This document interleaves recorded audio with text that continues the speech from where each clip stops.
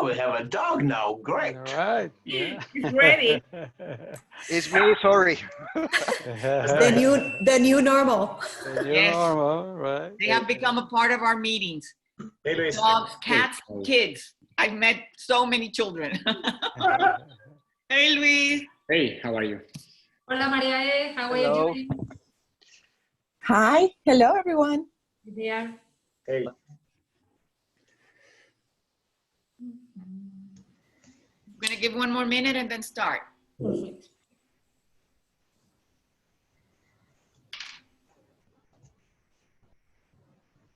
Well, it's 7 of us and 7 of them, so let's give it one more minute.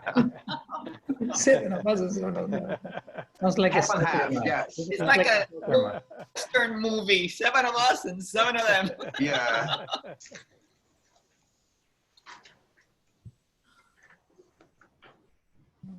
The good thing is that we all are in the same size, so it's in reality 14 of us. Maria E., I cannot see you. You cannot see me? I can see you. Yes, I do. We can. Yeah, you can see it. Thank you. Hola, Rolando. Ricardo. Hola, hola. Hola. Hola. Felicia, c'è Felicia. Ricardo. Tudo bem? Big concentration of Brazilians, I would say. Oh boy. I don't know why. As usual. This is getting crazy.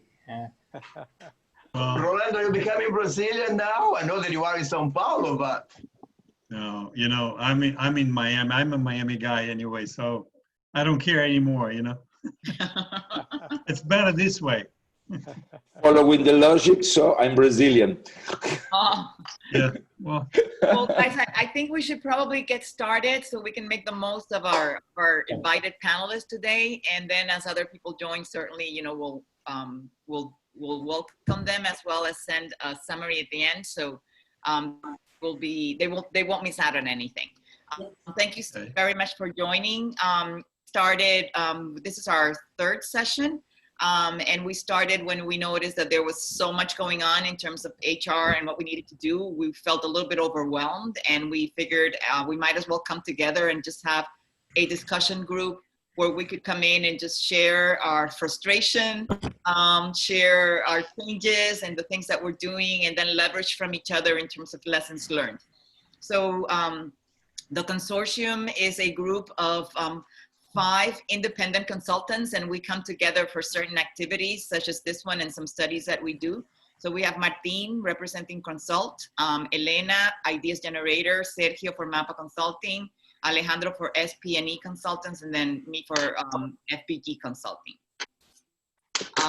So just a few ground rules. Generally, we'll let Sergio take this since he's kind of the trainer in the group, but the only thing that I am not in agreement with is the no eating piece. I mean, because it's like lunchtime, so if you want to bring something to drink, you're allowed.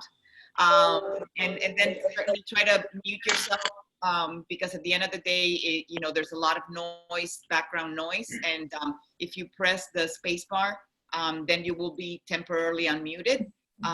Certainly keep it short. We're very talkative in HR, and we want also to hear from you, but at the same time, we want to hear from everybody else. We will be recording this message, so, you know, so be at your best self. Don't do anything crazy that we can see later on video. And then just feel free, this is your forum. The idea behind this at the end of the day is that this is a crowdsourcing event, and it brings that we bring everybody's wisdom to be able to share our experiences and then learn from those experiences. Thank you for those of you that participated in the survey. We ran a survey to try and identify what were the topics that everybody felt were most relevant. And when we did the tally, we found that most of the individuals participated were more concerned about how the future of working is being shaped. We are going to be different. There is no back to normal. This new whatever comes forward, that's going to be the new normal. So 50% of us indicated that's where we wanted to focus our attention. We will eventually try to find other opportunities where we can discuss how to survive this situation successfully in terms of our HR role and in terms of how we support the business to do that. And with that in mind is how we've structured the session for today to be able to focus on that first topic of shaping the future of working. And with that, I'm going to turn it over to Elena. Thank you. In order to provide context and some framework to the conversation today, and our panelists will share with us and the subsequent crowdsourcing session that Sergio will masterfully facilitate, we want to share with you the model that Bob Johansen proposes as path forward the VUCA world that we have heard many times and many years ago. And maybe you are familiar with the VUCA Prime model. Bob Johansen is a distinguished fellow from the Institute for the Future in California. And basically what he proposes, is a path forward. So if you can help me with the animation, Francia. He proposes to shift volatility into vision, basically focusing in the purpose and the why of organization and of leadership, shifting uncertainty into understanding. That basically is what we are doing here today, is crowdsourcing our path forward, sharing with others, thinking with others. The time of isolation and silos are past.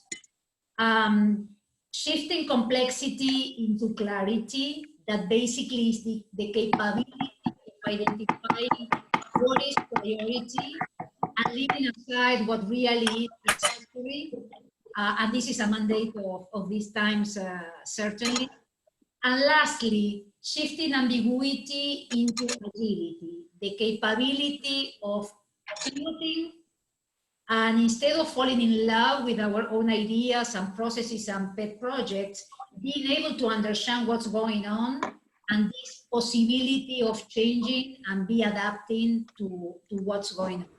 So this relates to what Carol Dweck talks about, the growth mindset. That is something that we will talk in another occasion, but basically is acknowledging what's going on and providing a path forward. Over this layer of the VUCA Prime, we will talk today about the new way of working, and we will be talking about 3 different dimensions that are intertwined but are different.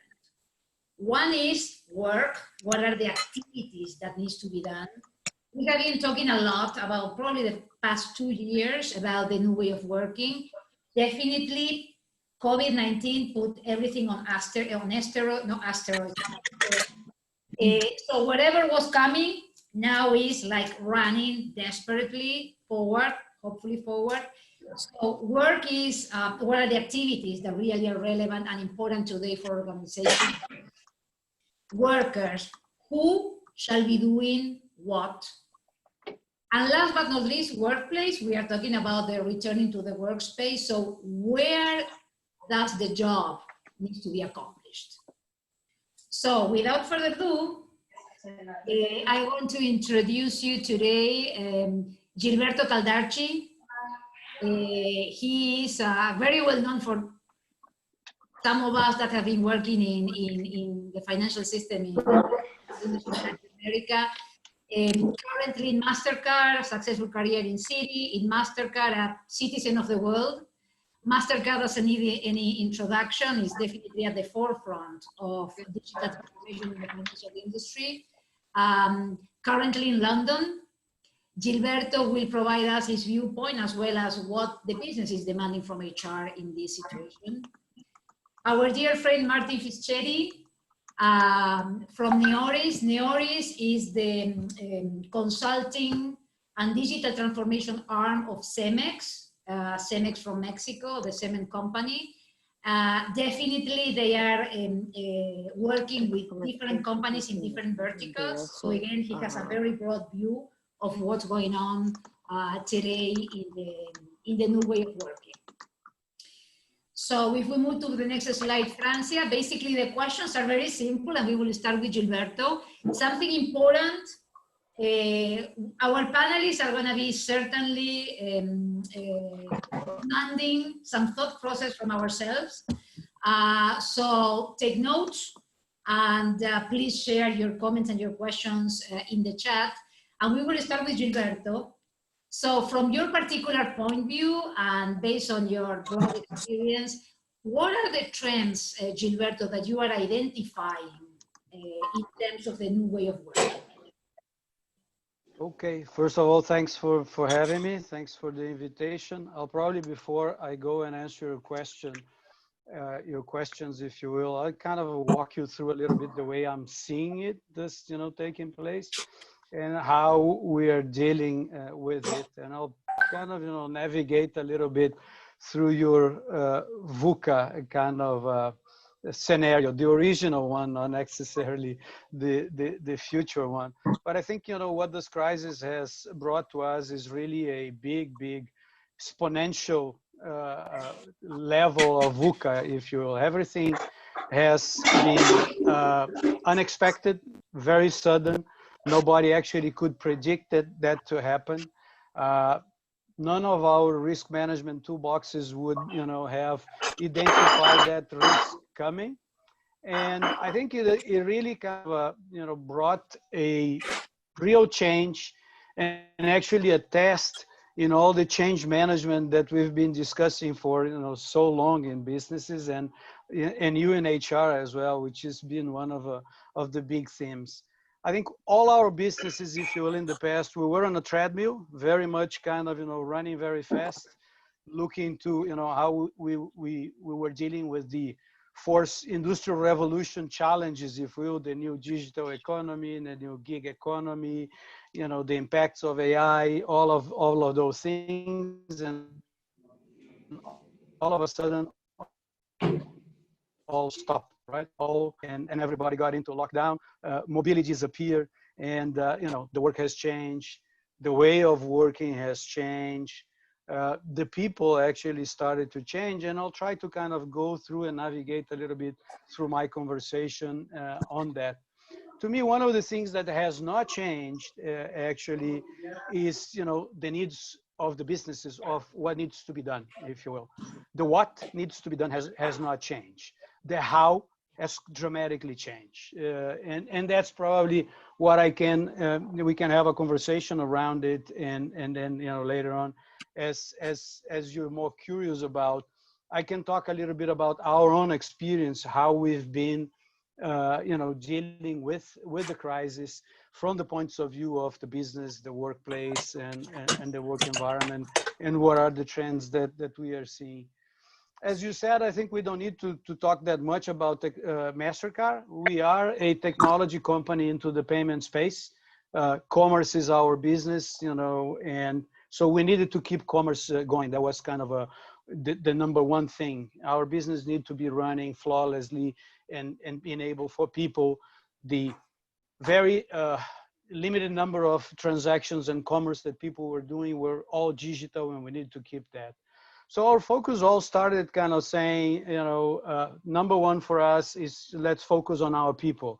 Let's make sure that our people is prepared to work from home. So all of, from one day to the next, we had 100% of our people working from home, all equipped, and all the challenges that come across with that I'm not gonna spend time on it. But we came about assuring our people of no layoffs, because of COVID crisis, providing plans for them, keep their, mental and physically well-being throughout the lockdowns. But, in other words, trying to provide all the best. And I think that's where HR kind of had to lean in and help tremendously on what are the new needs that, started, and how we needed to really shift to make sure that our people could work from home. Is a very different working place environment. Then when we looked into, what do we need to do from the business point of view, which is, what is more into my passion, if you will, we kind of develop a map to navigate the crisis. Probably a faulty map is better than no map at all. So we kind of put a map that says we want to deal with this crisis, having everybody in the company talking the same language and talking about the same phases that we see the COVID crisis to go through. And we kind of label the phases in containment, stabilization, normalization, and growth. I'll spare you of the details, but actually it's kind of, really, helping us to have everybody talking about the same language and being able across the world to not be one person saying one thing, the other person saying the same thing using different, terminology. So we kind of, got everybody aligned on that.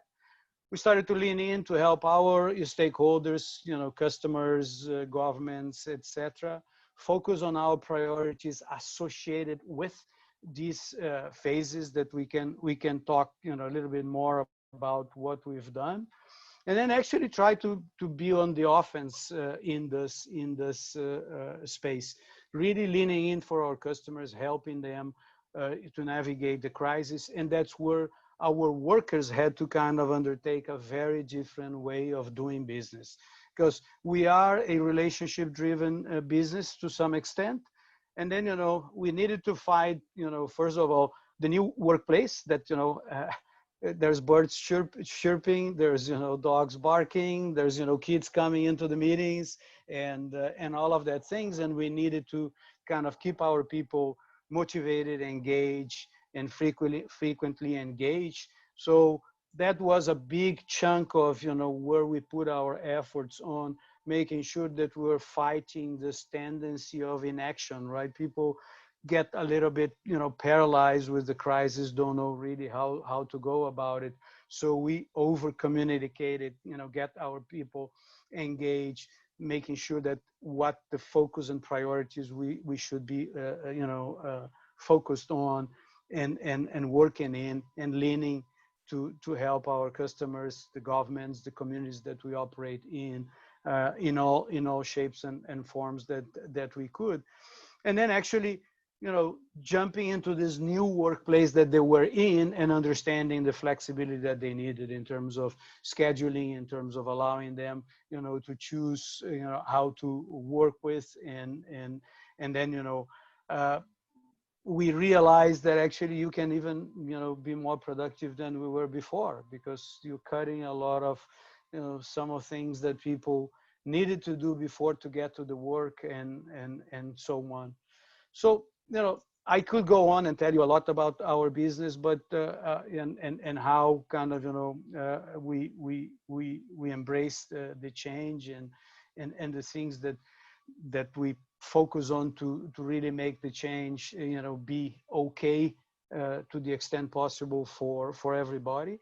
And then, jumping into or pivoting in, what are the trends that I see? I think primarily we are seeing, this shift to digital that we have been discussing for quite a while in all aspects, has really accelerated. And actually what was supposed to happen in 2-3 years down the road, is happening in a matter of months. In the way we work, because, we embrace what we are doing today, and we embracing actually selling, engaging with our customers in problems and so on, collaborating remotely actually, and getting stuff done in a very different way. It is changing the way, of course, our business, payments and commerce happens. It's all digital, it's all contactless. People don't want to, get close to others. They don't want to actually don't want to have contact. And the way we are living today actually is changing. So I think that, digital transformation in all senses is really accelerated. Second, I think the workplace function will be rethought. Definitely. We learned that, stuff can get done remotely much more efficiently than eventually we were able to do in the office. So I think the way we design the offices of the future will incorporate higher ratios of, people to desks, if you will. There will be more, collaboration in other words, the function of the workplace, I see it changing. And definitely, I think, you know, the workers and ourselves, we are changing with that. I think we found more options on the way to work. We found, in a way, more flexibility that we will want to apply more in the future. Eventually, you know, we can source and recruit people from, you know, different places of the world to be working remotely that we were not necessarily, you know, doing before, because we wanted to have people to show in the office. I think, you know, performance management, you know, will have to kind of, you know, change as we go forward in the way, you know, we see our people being evaluated and so on. So I'll stop there. I think I got to my 10 minutes, and but, you know, definitely there's a dramatic change. There's a lot going on, and HR is more than ever, you know, needed to lean in, but lean in not necessarily from the company's strategy point of view, but actually linking the company's strategy point of view with the needs of people in this different environment, and then how that can be facilitated and changed, if you will, the work that needs to be done. And I'll stop there and pass the word to Martin, and looking forward for our conversation later. Great, thank you, Gilberto. A bit about Neoris, because I guess I cannot rely on a world-known brand as MasterCard. So Neoris is a business consulting firm that specializes on technology. So what I wanted to share today as an HR practitioner is not a bit of only our own experience, but also things that we are getting from customers. So to get to it, I would say that the situation that we have experienced so far with COVID, we can describe it in what I call the 3/3 equation. So we lost 1/3 of the business. Projects were discontinued. We're asked people to return to back to the office, don't have any more budget, other priorities, et cetera, gone. 1/3 of business remains the same. And there's 1/3 of business that is growing significantly. And the driver for that growth is technology adoption. And that goes, and that's the major trend, which actually was mentioned by Gilberto, right? In terms of the shift to digital. And it's in line with the article that, or actually the survey results that Alejandro shared with us a few days ago through the chat. That was, I believe, a Fortune 500 CEOs survey, where it says that 75% of CEOs believe that they're gonna be a speed up, significantly increase in speed in technology adoption. But here are the two trends that I wanted to share with you if I dig deeper into that technology adoption. We are not talking about the technology of the past. We're not talking, let's say, HR. We're not talking about platforms that would enable process efficiency. Let's say CRMs or human capital management systems, right? We are talking about technology that has to do with predictive analytics, artificial intelligence, robotic, optimization of process. So it's a different type of technology that requires a different type of HR professional working with that. So basically there I see two things. Number one, the employee is becoming the center of the technology adoption.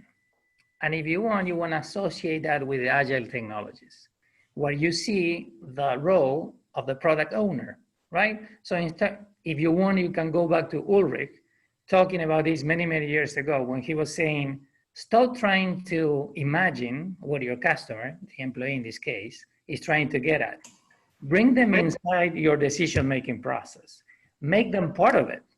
So the product owner in an agile methodology work is that role, is that person that is going to actively define how technology is going to work around him. I'm not sure if somebody had a question or there was a comment or something. No? You guys hear me fine? Yes. Okay.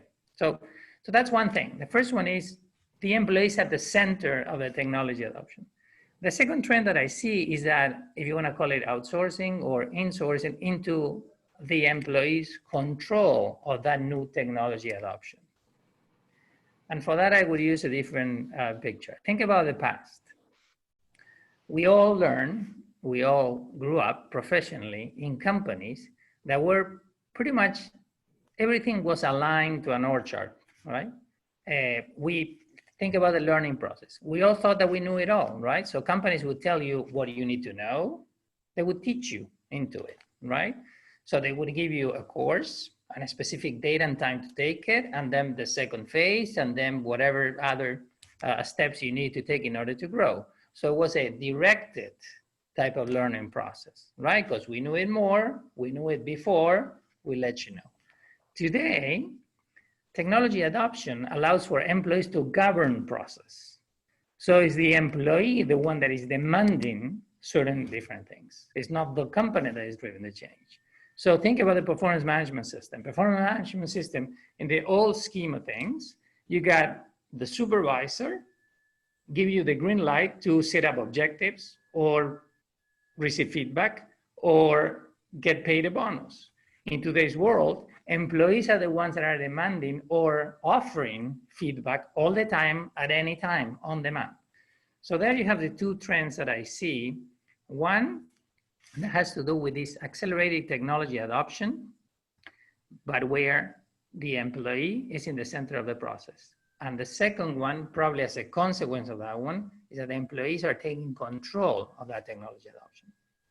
The outcome of the process, as I see it, is that it would require a different type of HR profile. So the human resource traditional professional that was more in lines of a process administrator has to become more a behavioral analyst, because now the idea is not to run the performance management system or to administer benefits. With only just that, we're not going to make it. Now, the role of the HR professional is to promote productive interactions in the company. In the world that we live today, that we cannot even see people working right next to us, productive interactions are the key. And when I'm talking behavioral analysis, it's not just the interactions, but what do they mean? Picture the company and see who your influencers are. And I'm not talking about a popularity contest. I'm talking about the people that create and sustain the culture of the company. In the experience of 2 years doing this, only 25% of those influencers are actual managers, formal leaders of the company. The real network that sustain the culture of the company, it's in employees. It boils down to the second trend that I was telling you. They're in the center and they take control, right? Think about who the brokers in the organization are. The ones that are connecting to different networks. And start linking that to business variables. For example, you would say there's not much of a boring work as a guy that works in purchasing.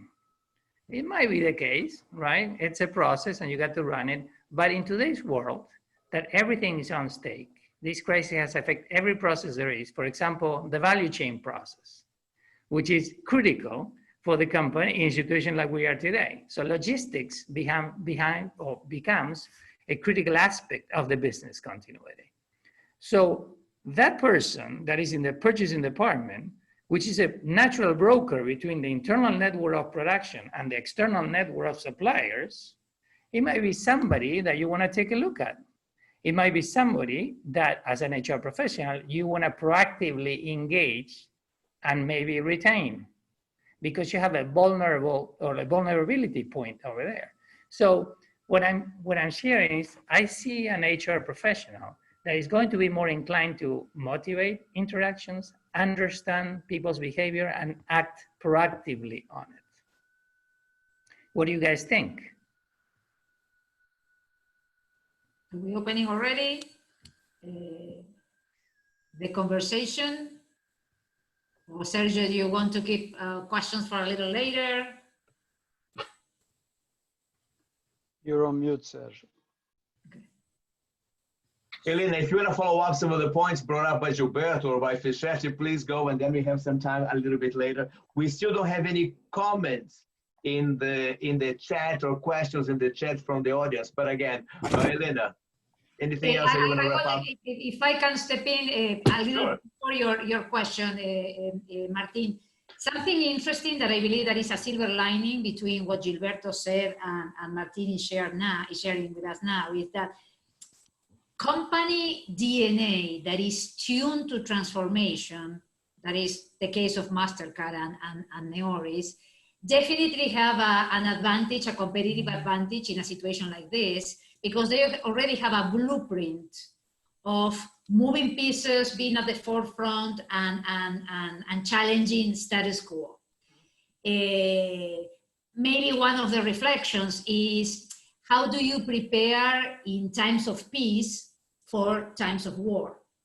So a lot of the cultural blueprint of organizations was tested with this pandemic. My assumption is that we will have several iterations. Maybe it's not COVID, but things will keep happening. Something that Martin is landing a notch further, I believe that is extremely interesting, is that company culture is not something that is up in the air, is embodied in real people that performs roles above and beyond the job description. So this concept of HR becoming behavioral analysts, of which are the critical points along the company and how to understand, know, and protect some vulnerability points. I like it a lot. I mean, we have discussed, among HR colleagues several times, how this pandemic changes the way companies identify which are the critical roles and what is the talent pipeline for those critical roles. And maybe this is part of the things that we are finding now. And again, relates to what Gilberto shared with us and what Martin is saying now. And if you allow me to add to that comment, it's a challenge here with leaders. And because we're all friends, I'm going to share something that happens in our company when we were all forced to work from home. Neoris is naturally, because we work with customers, our customers' sites, it's naturally a company that is used to work from remote. However, when everybody was forced to work from home, the first request that we got out of the leadership in our operation in Spain was to monitor the VPN usage, the virtual private network. They wanted to see people who were actually working. Because despite of the employees being assigned to customers or coming to the office, they were able to see them working, right? But the first reaction was like, do they actually put some work on it? And so to their surprise, on the first 2 weeks that we started this monitoring process, employees were putting more hours. We couldn't tell about productivity or intensity, but hours time, they were putting more hours. They were putting on average 30 minutes more per day. And then the other lesson learned is that they weren't working from 8 to 5. They were working mostly at night, which it can't with the culture of Spain and all that, but they were actually working and they were getting their things done, right? So the challenge is shared from leadership to HR, because it's if you go with the traditional approach, technology is going to help you a little bit, but it's not about controlling, it's not about following a process, it's not about seeing who's who in the organization. It's about making those interactions productive and start understanding what's the final impact on the bottom line of the company. That's what we need to do. Martin, in the past, there was this view that many of the people working in HR used to be psychologists. And there's a comment over here in the chat. Does that mean, based on talking about a behavior analyst, does that mean that all HR people will have to become psychologists or be psychologists? Well, I mean, psychology helps, definitely. I think that, like in every profession, it's more to have a more, how do you say it, multiple approach or a more generalist approach to the business. I grew up, because I'm older than you, Sergio. I grew up in the company that the HR people, weren't HR people, were personnel. The personnel department was all, I would say, inhabited by engineers. Engineers that were like in the midst of their careers, right? They were coming from production and all that, and they were sort of drill sergeants in the best term of the word. And that's the way companies were back then, right? And today what I see is that you have to have a bit of everything. It's perfect for an HR person to have had the experience to work in the line, to understand the business, mostly in sales, and then try to represent those behaviors in HR. Because if you just come from the HR side of the things, you're probably going to be a great professional. Yet I'm not sure if you're going to have an effective communication with the customers you serve. Yeah. So another comment over here, Martin, you're talking about the competencies, if I may use the word, the competencies of an HR professional. And there's another comment talking about the skills that are needed. So Gilberto, a quick comment from you from a business perspective. How do you see this professional of the future? What are some of the skills? What are some of the competencies that these professionals have to have? The HR professional, you mean, right? No, professionals in general. Not just HR.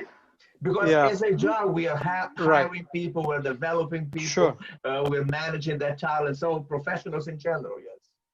Yeah, look, I think, probably doesn't change a lot, from my perspective. I think you're looking for people that have the capability to learn, right? Because this change is just a magnifier lens, if you will, put on top of the changes that the world is undergoing. Is actually a massive change happening at the same time. So to me, one of the most important, skills or threat or capabilities is your capability to learn, your capacity to learn, to adjust, to actually, be flexible. And I think is exactly what we've seen in this case, right?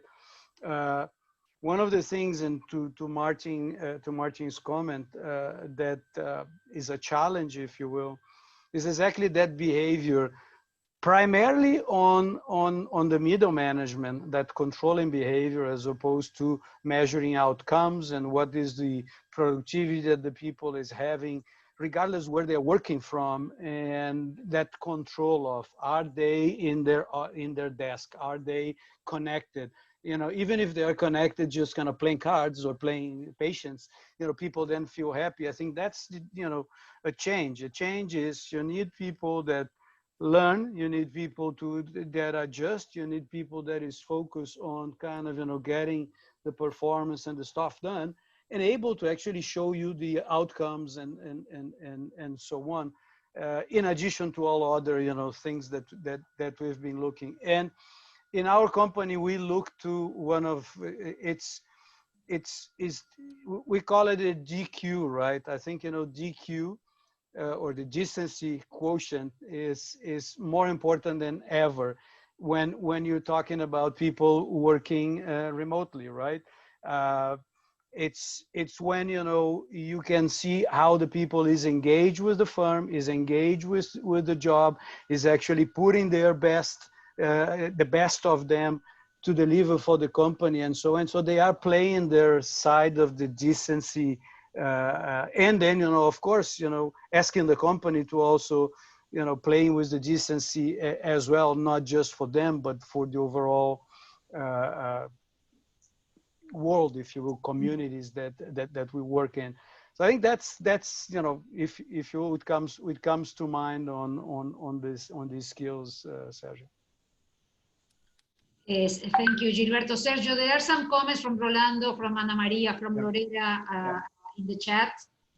Yeah, I think that Rolando, you had two very good points over there. If you want to unmute and ask a question directly, that would be great. Or not? We can read the question. Orlando, you there? You're muted. And besides Rolando, we have also a few questions on the chat. There's Graciela asking to get a little bit deeper on performance management. Martin mentioned a lot of changes there. I think, how is that moving? I think would be great for explore in the case of Gilberto as well as Martin. And Okay, if I can add on that comment on because Gilberto mentioned the relationship, right? And in the office, the old office, the famous water cooler conversation, you can have a quick coaching, a quick feedback, a quick recommendation to a direct report. You don't necessarily make a Zoom call to get that thing nowadays. So that also changes dramatically in the way of the new performance management. Gentlemen, how do you see it?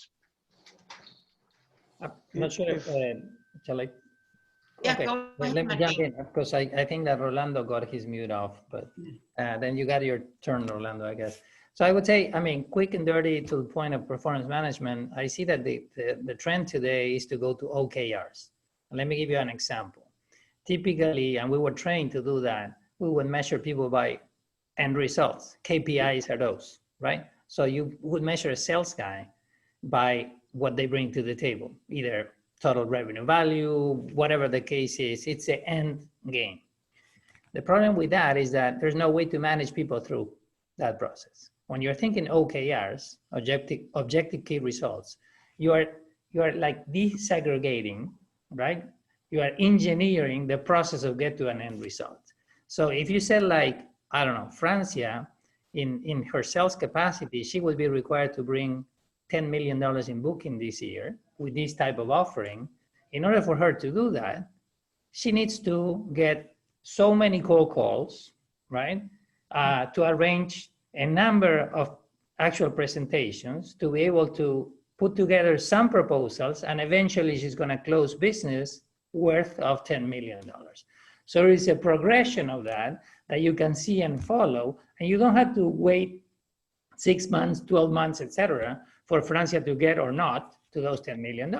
You can see in the first month, if she's not putting those cold calls, she's not going to get the proposals in front of the customer. She's going to ever get to those $10 million in revenue. So the whole idea is that you're starting getting into the nitty gritty of the processes. That's why, again, HR as a role, you have to get deeper into the game, understanding how it is. It's not just measuring KPIs on an annual or biannual basis and then pay a bonus. That's an exercise of the past that unfortunately on the pace of the business today, we can't afford to do that. The business can't afford to do that. Certainly we can either.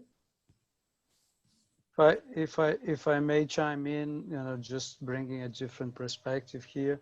I think it's very easy, when you talk about sales jobs and so on, it becomes a little bit more tricky when you're talking about jobs that have more qualitative, contribution, especially when working on a remote environment. And I think how you measure, if you will, the impact of collaboration needs to change or will change. Because we live in a world that you don't do anything, by yourself. It's all about how these virtual teams, you call it agile or not, can kind of, jump in, work together, move from project A to project B and do a couple of projects at the same time. Well, we got to evolve our performance management as well in that way, where there's more of, if you will, 360 components associated to it on the performance, as opposed to just kind of, what are your KPIs that you delivered, and what do I think about you as a boss? I think that also this environment will accelerate change the way I see it. Thank you, Gilberto. No, I think Rolando managed to unmute his phone, so Rolando, go ahead. So just to point of view, Martin, which are, I agree with your view, but I think that we have to overcome two barriers, which are that dominant, most frequent way of thinking of too many managers, mostly at the middle management level, as you mentioned, and on the other front, it's for me about the repertoire, the seniority of the HR people itself to get there where you see us in the future. So my point is, how is, in your view, the best way to work over these two items, behaviors and mental model of most of the managers, even senior managers, at least here in South America, and upskilling and requalifying HR people, since we are not going to be able to change them all at the same time. Yeah, I think Ana Maria had a comment like in the same direction as well, that about the managers that are kind of resisting that change. They don't see that as their role. So go ahead, gentlemen.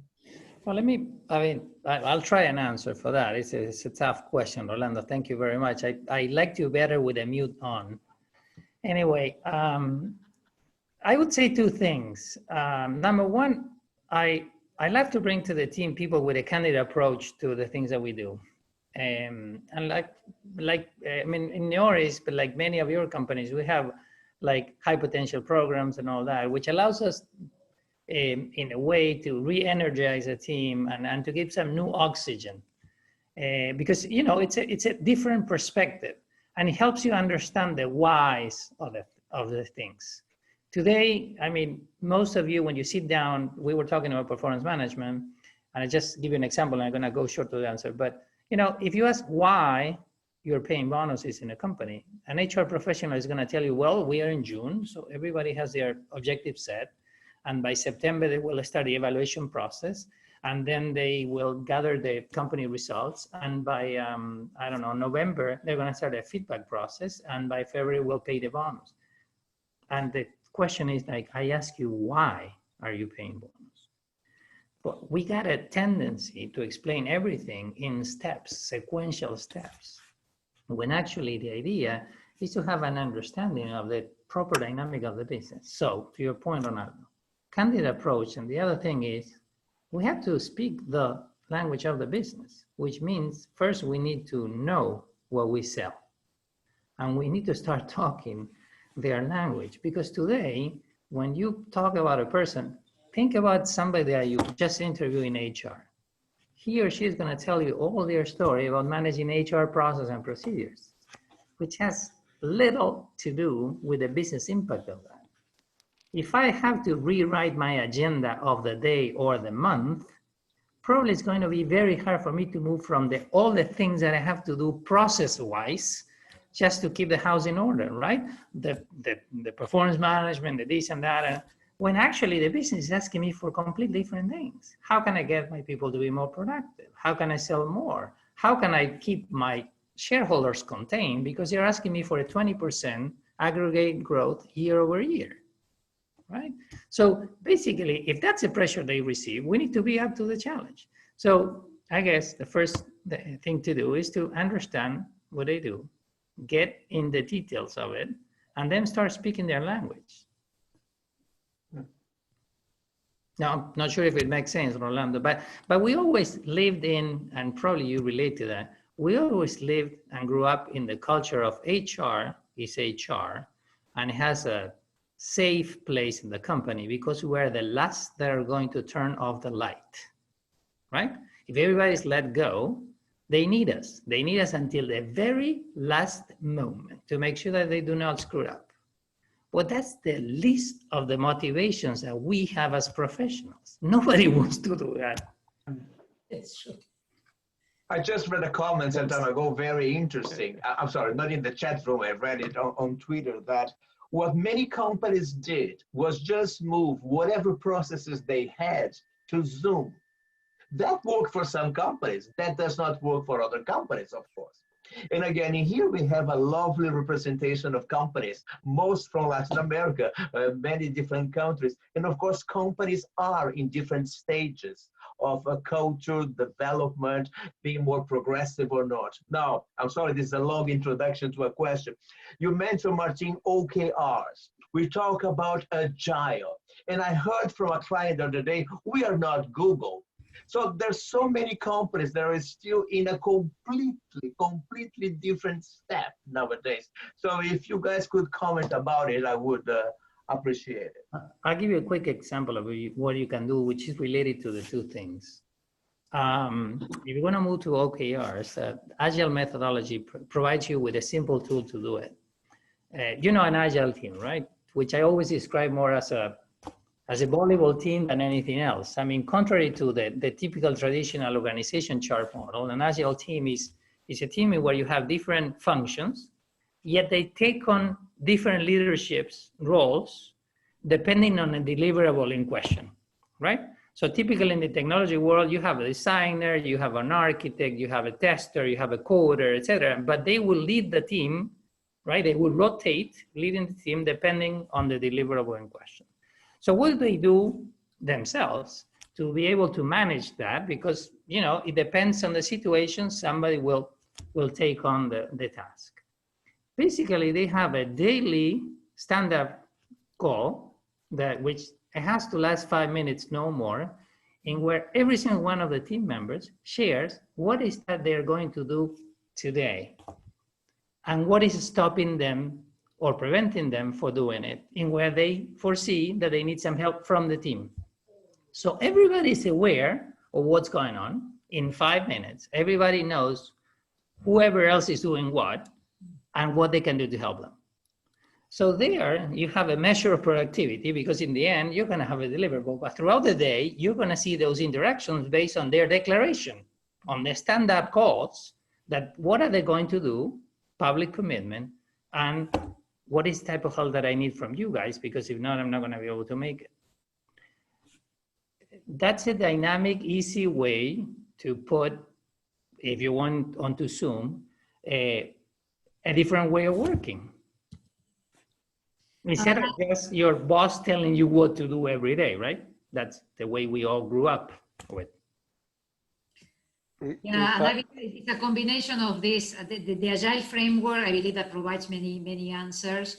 And what you were saying, Sergio, is not moving everything to Zoom or to the virtual world, is rethinking what needs to be done, who needs to do it, and where.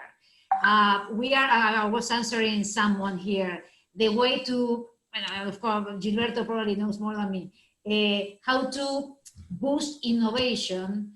And now we are talking about the asynchronous part of innovation, where people are thinking by themselves, and the synchronous part of innovation, where people are in Zoom sharing. So it's not, I go to a meeting, I sit in a meeting room, and I spend hours listening to people babbling. It's much more structured, where there are some duties that needs to be done in certain times. So there is a different way of organizing, definitely the way that we produce results and benefits for clients or different stakeholders. Gilberto, you're going to say something. No, it was just, to make a comment. I would say for these companies that mentioned that they will not survive in the future, number one. Number two, if you just, look what happened, even the small companies, if you were a company that were not able to sell online, you would be out of business. So forget about talking agile methodologies, actually agility to really kind of saying, I gotta be in a marketplace, I gotta be able to, enable my customer to come digitally, order something. If you think the restaurant of the future, I don't know if you will feel comfortable, getting into a menu and touching it and all of that. So there's a lot of things that, regardless of the size of the company, you got to reimagine your business model, and you got to reimagine the new way of working. And that's where the innovation and the creativity will come from, and comes from asynchronously or not. But that was my comment. I think that's what we talked about, this acceleration of pace in terms of incorporating technology, in terms of incorporating ways of delivering to your customer in the size of a phone screen, right? Because that's exactly what you have to do now. Even your sales teams, when you send your sales teams out there, they have to have kind of digital capability to show off, their products and so on. And it's not in computers. It's actually kind of, using iPads and iPhones and tablets. That's kind of a, so I think that reimagination is where there's a lot for HR to help into the company, to instill the companies, instill that kind of diversity of thought process, diversity of experiences that come from, because it's not because you are in the, cement business, you cannot learn from, Amazon, and then, modify your business model to be surviving into the future. And I think we'll see a lot of companies that will not, it's already happening, that will not survive exactly for the behaviors of, I don't need to go there, if you will. Gilberto, we don't have much time, but there is a great question here now. How do you ensure maintaining the company's culture when people are remotely working or even being hired virtually? My answer is, if you don't win the hearts of your people, forget it. And the hearts is about what is the purpose of your company, what is the value that you put on them to kind of how they contribute with the company. As the culture is actually those unspoken things that are not written, in the wall. Yep. Those are the behaviors that happen when there's nobody in the room. And if you don't have the hearts of the people and they're wearing your shirt, forget it, right? So that's all about leadership, is all about transparency, is all about the purpose of the company, and walking the talk, is not just talking, right? Which is very different. We still have 2 or 3 minutes. Anybody from the audience would like to share what you're doing in your own companies to maintain the culture in this completely different way of working when people are away by Zoom? Over communicate. Veronica's point right there on the chat, and building on Gilberto's recent comment, I would say key is, what you said is right, and what I say is the key is to identify your cultural, your enablers in the company, those influencers, the one that carry the culture through, and promote them. But so to Veronica's point, when you have new hires, you want to make sure that they are connected to those influencers, the good ones, because you had many types of them, but you need to know them, right? But look for the people that they hold most of the interactions in the company, because they're being sick to, people are referring to them, they want to know to them, they want to work with them, et cetera, et cetera. And those are the ones that you want to hook up, connect with the new hires that you have, because those are the ones sustaining the culture. And that is exactly the comment that I was making some time ago. That little mentoring, that little coaching that happened by the water cooler, that has disappeared. And Veronica, that is a fantastic point that you have over there. You hired people virtually. They're working from home. You never met with your boss. And you cannot even shake hands or cannot do anything like that, right? So that puts a huge emphasis on the supervisors, the leaders, etc., to have that conversation. My niece started working in a company a month ago, and she never went to the office. She doesn't know where the office is. She never met the office. So there's a completely different definition of what a relationship is, a professional relationship. All right, ladies and gentlemen, unless there is a burning question, we're going to wrap it up because it is 12:59 Eastern time here. All right, I guess nobody wants to do that. So first, can we jump to the, yes, thank you so much. So first of all, thank you everybody for participating. Thank you, Martin Fischetti, for participating as a panelist. Gilberto Caldata, thank you so much for your time and joining us. Thanking the 20 of you who participated and shared and asked comments. As we mentioned before, this has been recorded. We're going to be sharing this with you, and we hope that we can continue this in the future, having different chats. We're going to be sending you information. Please feel free to invite others to join us. We'll send you a summary and hope to see you again in the future. Bye-bye. Take care, guys. Bye. Thank you. Great seeing you. Thank you. Have a great day. Thank you, Martin. Thank you, Gilberto.